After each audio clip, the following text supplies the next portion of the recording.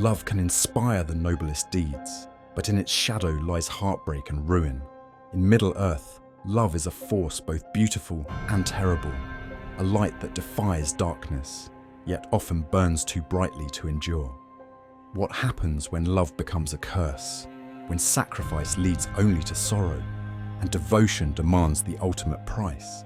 These 7 stories reveal how even the purest love can leave scars that last beyond the end of days.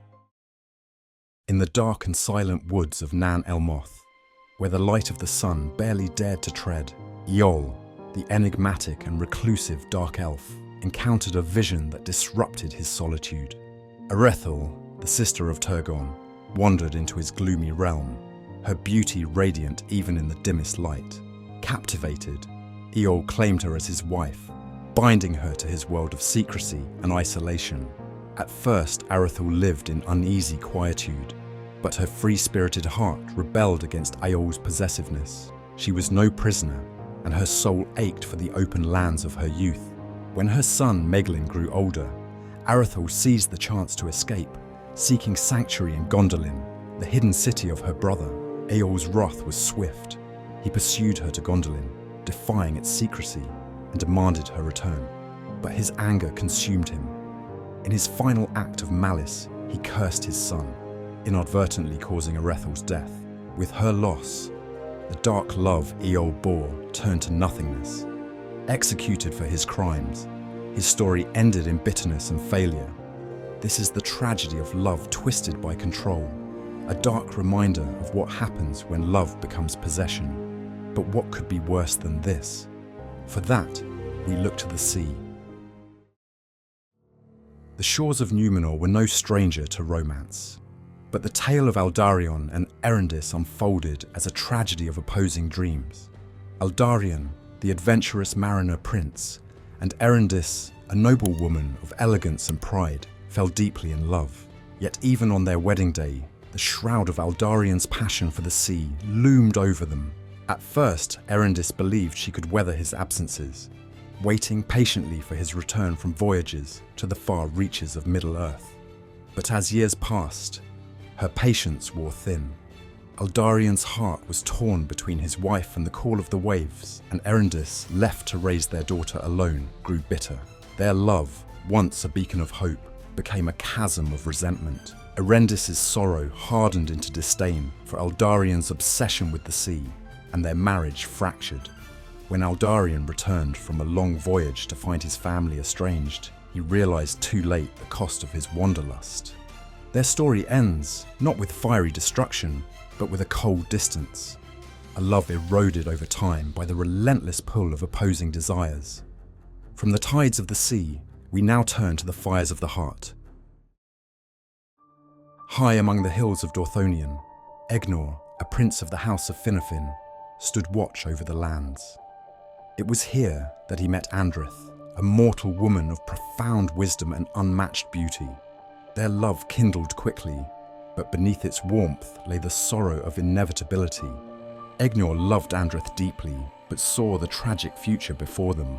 He, an immortal elf, would endure the ages, while she, bound by mortality, would age and fade. To Egnor, the thought of her inevitable grief was unbearable. In his compassion, he chose not to pursue their union, leaving Andrith to wonder why their love had been denied. In her pain, Andrith sought answers, and her conversations with Egnor's brother Finrod revealed the cruel divide between their fates. She lamented the doom of her people, bound to fleeting lives, while the Eldar carried the weight of eternity.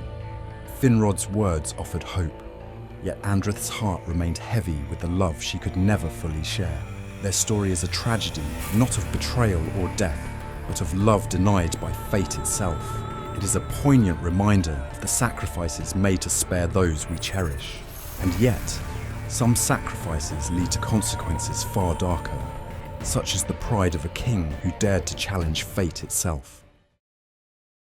In the early days of Middle-earth, long before the rise and fall of great kingdoms, Elve Singolo, later known as Thingol, wandered under the starlit skies of Beleriand. In the enchanted glades of Nan Elmoth, he encountered a vision unlike any other. Melian, a mire of unparalleled grace, wisdom, and power.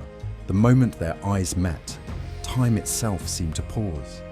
Thingol stood transfixed, and for long ages, he and Melian remained together, bound by a love that would shape the fate of Middle-earth. Their union was extraordinary, uniting an immortal Maya with an elven king. Together they established Doriath, a kingdom protected by Melian's girdle, an impenetrable magical barrier.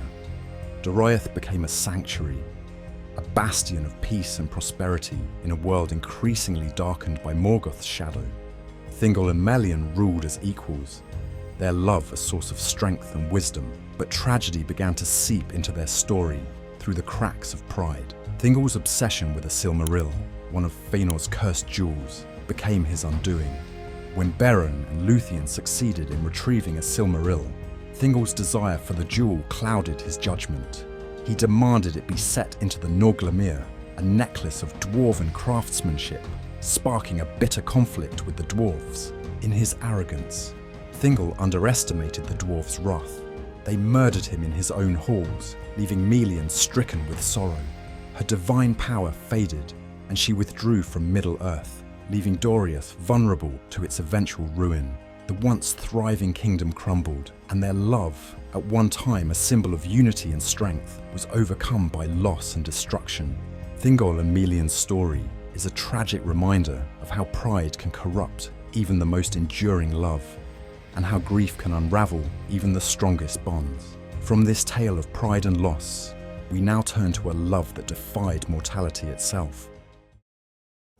In the twilight of the Third Age, Aragorn, heir to the throne of Gondor, first saw Arwen and Domiel in the woods of Rivendell. Her beauty was otherworldly, her presence a light untouched by the world's growing evil. Though a mortal man, Aragorn's heart turned to her, and Arwen, the Evenstar of her people, saw in him a strength and love that stirred her immortal soul. Their love, however, was bound by conditions. Elrond, Arwen's father, foresaw the cost of her choice. To love Aragorn would mean forsaking her immortality and enduring the pain of mortality's fleeting joy. He would allow their union only if Aragorn reclaimed his throne and united the kingdoms of men. Aragorn, driven by love and destiny, took on this burden, enduring years of hardship and war to prove himself worthy. When he finally rose as King of Gondor, Arwen made her choice. She renounced immortality, leaving her people and the undying lands behind to share a mortal life with Aragorn. Their love brought joy and hope, but mortality cast its inevitable gloom. When Aragorn's time came, Arwen was left alone, her kin long departed. Stricken with anguish, she wandered to Lothlorien, where she lay down her life in the fading woods. Their story is one of beauty and sorrow, where love transcended eternity but could not escape the cost of mortality. From this bittersweet union, we turn to a tale where love is twisted by the cruel hand of fate. Few tales in Middle-earth are as devastating as the story of Túrin Turambar and Nienor Ninja. From birth, Túrin's life was covered over by Morgoth's curse, a doom placed upon his family that would twist every joy into sorrow. Separated from his sister, Nienor, when she was still a child, Túrin grew up unaware of the ties that bound them. He became a great warrior, but his deeds were marred by misfortune and tragedy. Years later, Nienor, grown into a woman of grace and strength, sought her brother, but the curse wove its cruel threads. Under the spell of Glaurung, Morgoth's monstrous dragon, Nienor lost all memory of her identity and wandered into Túrin's path. Drawn to each other, they fell deeply in love, unknowing of the truth. They were married and conceived a child. For a brief time, it seemed Túrin had found peace, a glimmer of happiness in a life otherwise marked by despair. But Morgoth's curse could not be escaped. When Túrin slew Glaurung, the dragon's death broke the spell, restoring Nienor's memory. The horrifying truth that they were brother and sister shattered their world. Overwhelmed by her woe, Nienor threw herself into the river Taglion, choosing the death of herself and her unborn child over a life stained by such tragedy. Túrin, upon learning the truth, plunged himself onto his black sword, Gurthang, ending his life and his cursed legacy. Their story is the pinnacle of Morgoth's malice, a love turned to horror by fate. From this tale of despair, we turn at last to one where love defies even death. In the heart of the forest of Doriath, under the shimmering light of the moon, Beren stumbled upon a vision that would alter the course of his life. Lúthien Tinuviel, daughter of Thingol and Melian, danced among the trees, her beauty like a song of the stars come to life. Beren, a mortal man scarred by the trials of war and exile, fell in love the moment he saw her. Lúthien, though bound to the immortality of her people, felt her heart stir in return. Yet their love, born of pure devotion, was destined to face insurmountable trials. When Thingol learned of their bond, his wrath was swift. A mortal dared to love his daughter, an affront Thingol could not abide. In his pride, he declared that Beren could only claim Lúthien's hand if he brought back a Silmaril from the crown of Morgoth, a task no one could survive.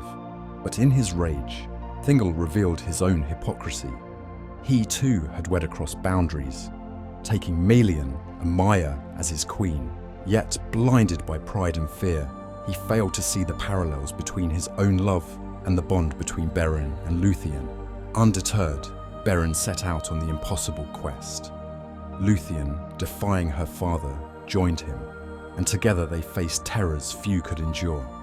They infiltrated Morgoth's fortress, escaped Sauron's clutches, and against all odds, claimed the Silmaril. But triumph came at a price. Beren was mortally wounded, and as his life ebbed away, Lúthien's grief consumed her. Her love led her to the halls of Mandos, where her song of sorrow moved even the unyielding Vala. Beren was restored to life, but only if Lúthien chose to forsake her immortality. She made her choice without hesitation, leaving behind her people and her eternal birthright. Their happiness was fleeting, their days together marked by the twilight of mortality. When Beren passed into his second death, Lúthien soon followed, fading from the world and breaking all ties with her immortal kin.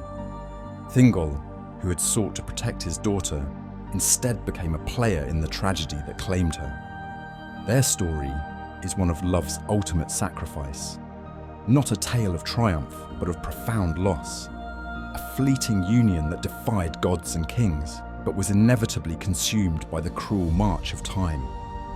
These stories of love in Middle-earth are as heartbreaking as they are unforgettable. Each one reveals the depths of sacrifice and the pain of choices that defy fate. They leave us with a lingering question. How far would you go for love, knowing it could lead to tragedy? And in the end, would it be worth it? Share which story left the greatest impact on you, and stay with us for more journeys through Tolkien's world.